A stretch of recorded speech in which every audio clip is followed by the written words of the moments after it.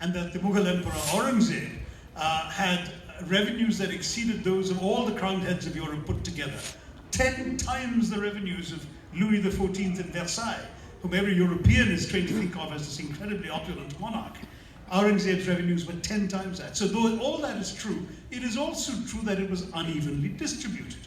And that obviously there were people who were richer than others, and there must have been people who were relatively poor. But I say relatively poor because there are no contemporary accounts, and there are lots of European travelers coming from the 15th century onwards, and Arab travelers as well. There's no contemporary account of wretched poverty to rival what we saw after the British took over.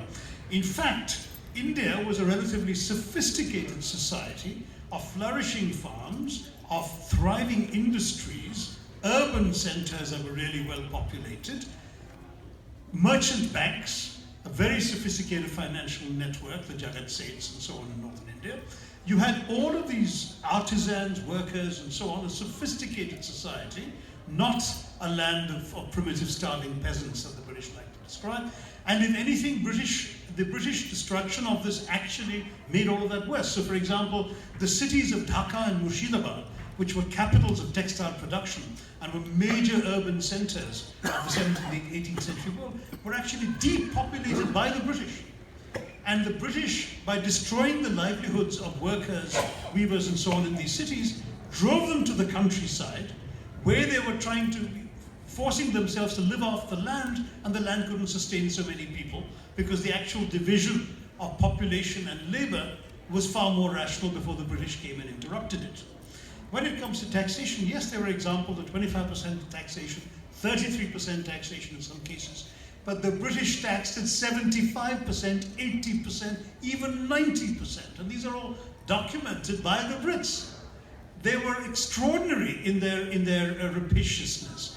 And when Warren Hastings, the East India Company's Governor General, was impeached in the House of Commons, we have highly respected British voices like Burke and Sheridan going into grotesque detail about the exactions committed by the East India Company's officials in order to extract money from peasants who couldn't afford to pay it.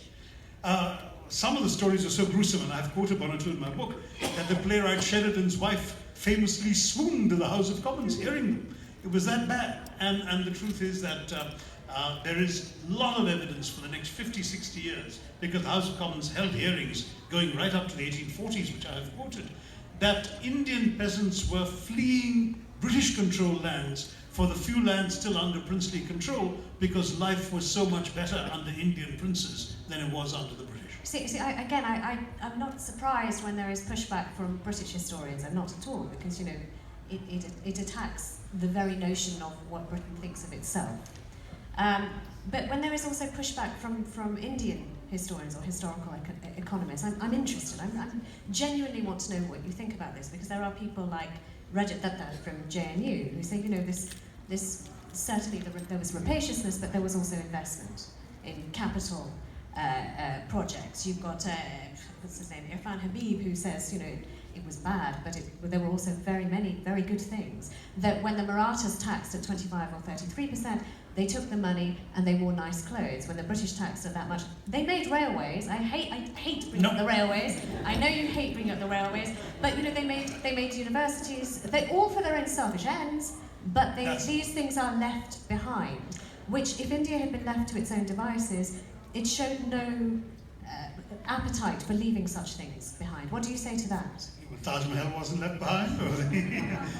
No, there were things left behind inevitably. You build things that last, they'll last beyond your time. But you know what I mean? But let me come back to the very specific point you made, because it is an important point. The fact is that every single thing the British built in India was built to serve British interests, to enhance British profits, or to improve and enhance British control.